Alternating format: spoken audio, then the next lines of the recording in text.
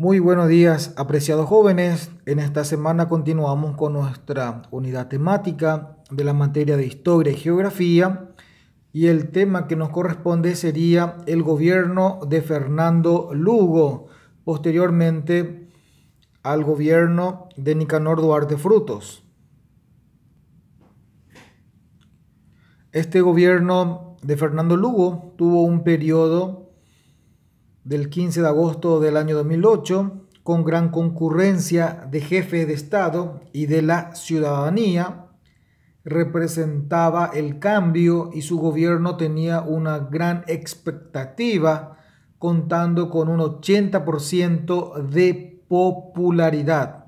Entonces, asume su gobierno un 15 de agosto del año 2008, donde su gobierno tenía una gran expectatividad o con una gran popularidad del 80%, digamos, de aceptación en aquel entonces. Dentro de su gobierno tenía un plan de ejecución, un plan de gobierno, donde los objetivos eran los siguientes. Primeramente, la reforma agraria integral, la recuperación de la soberanía territorial, como así también energética y cultural, el acceso universal a la salud, a la educación y a la justicia, y el destierro de la corrupción y la impunidad. Entonces, sobre estos ejes sería prácticamente el plan de gobierno que querría poner en práctica y ejecutar durante su mandato. Entonces, hace referencia a una reforma agraria, sobre todo la soberanía, y sobre todo esta soberanía es territorial, también energética y cultural. Energética basada en las represas hidroeléctricas que tiene el Paraguay, Yacyretá e Itaipú, como así también poner un plan de gobierno, dar importancia en referencia a la educación, a la justicia y a la salud. Y como todo gobierno también busca erradicar la corrupción y que la impunidad y combatir contra la impunidad. Básicamente estos eran los ejes en el cual querría centrar su mandato. Características del gobierno de Fernando Lugo. Si bien se lo calificó de izquierda, él se declaró de centro, pero pronto se evidenció su preferencia hacia los partidos y movimientos de izquierda. No tuvo buenas relaciones con su vicepresidente Federico Franco del PLRA, ni su gobierno buscó un acercamiento con los partidos de oposición. En aquel entonces podemos decir que los partidos de oposición serían prácticamente el Partido Colorado, el Encuentro Nacional y otros movimientos que no son de izquierda. Entonces, estas es más o menos algunas características que vamos a ir notando que él tenía una preferencia por los movimientos de izquierda. Tampoco tuvo muy buenos relacionamientos, entonces de esta manera se puede evidenciar con su vicepresidente, en aquel entonces Federico Franco, que era del Partido Liberal Radical Auténtico. Y siguiendo con las características del gobierno de Fernando Lugo, dentro de la Alianza Patriótica para el Cambio, la coalición que lo llevó al poder, se iniciaron los conflictos. Y el primero en apartarse fue el PLRA. Luego hicieron lo mismo otros partidos y movimientos. Su gobierno se caracterizó por los constantes escándalos de su vida personal que trascendieron incluso a nivel internacional. Entonces, una de las características que también se pudo ir notando dentro de su gobierno fue que tuvo constantes conflictos con la coalición, con los otros movimientos de izquierda o movimientos sociales que lo llevó al poder. Como así también con el Partido Liberal Radical Auténtico no tuvo, digamos, un punto intermedio, no llegaron a entenderse, por lo que este partido luego se fue prácticamente, se fue apartando de la forma de gobierno de esta coalición. Y sobre todo los constantes escándalos de su vida personal que trascendía a nivel nacional y también a nivel internacional. Así también iremos analizando, observando la gestión en los ámbitos político, social, económico y cultural. En lo político, ¿cuál era la gestión de Fernando Lugo? En el ámbito político, sus principales obras fueron el aumento al triple del monto abonado por Brasil por la venta del excedente paraguayo de energía de Itaipú, el cual se pretendió destinar para otros proyectos, logrando afianzar la soberanía energética del país.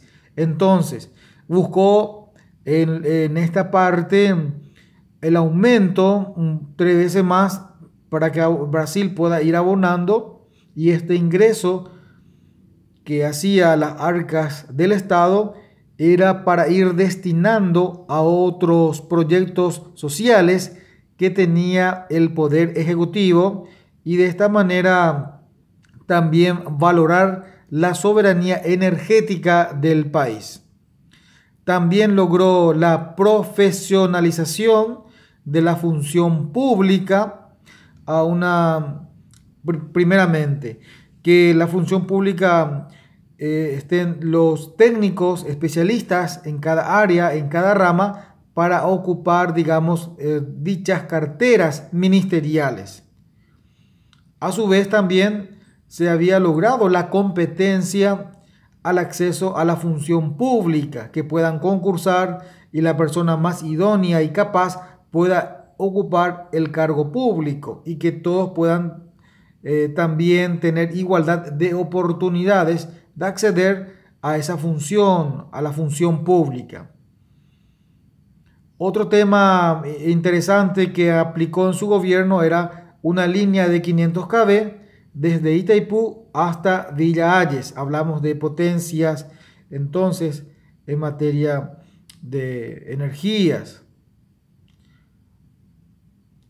Próxima a concluirse, y se previó exportar la energía eléctrica a otros países, pero esta situación no pudo prosperar.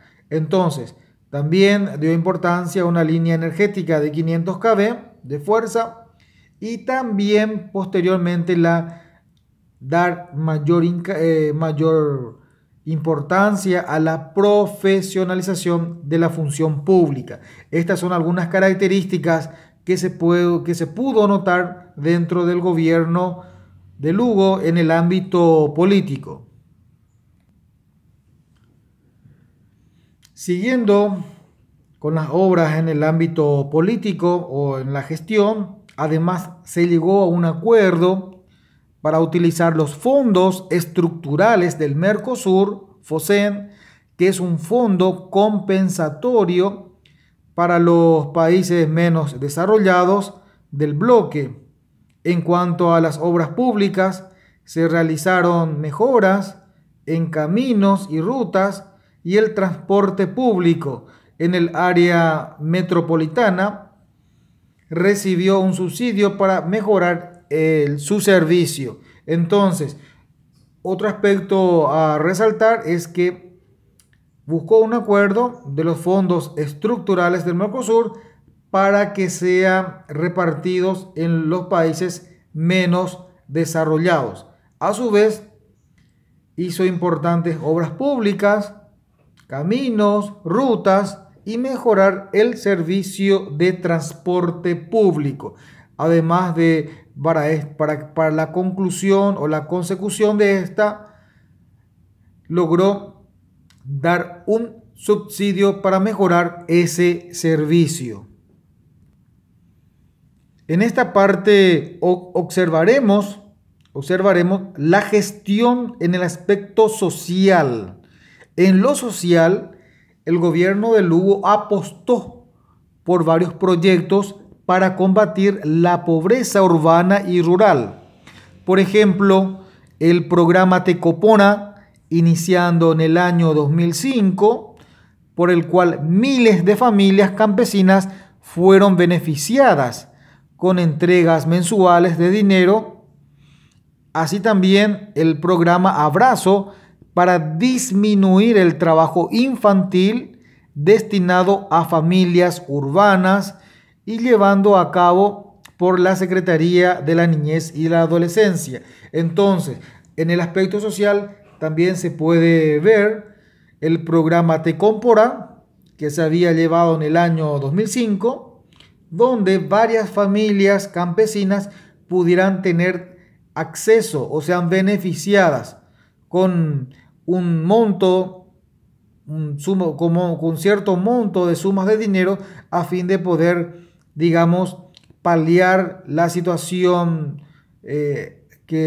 acuciante que están atravesando esas familias y que pueda ser de una ayuda en gran manera para sus familias. Esto también se puede notar un programa Abrazo en referencia a un trabajo en el área de la niñez y la adolescencia a fin de poder, digamos, ayudar y sacar de las calles a estas y que puedan recibir ayuda a estos niños, estos adolescentes, y que sea un trabajo conjunto con la Secretaría, por qué no decirlo también con el Ministerio de la Niñez y la Adolescencia. A su vez, también tuvo una gestión en la salud y en lo económico. Fue la gratitud de la salud logrando consultas y distribución de medicamentos gratuitos en todos los hospitales públicos. En lo económico, la política monetaria adoptada por el gobierno logró mantener la tasa de inflación, dándose una expansión del sistema de préstamos de la Agencia Financiera de Desarrollo AFD para que los miles de familias pudieran adquirir su primera vivienda. También así el fortalecimiento del sector rural con asistencia técnica agrícola y pecuaria.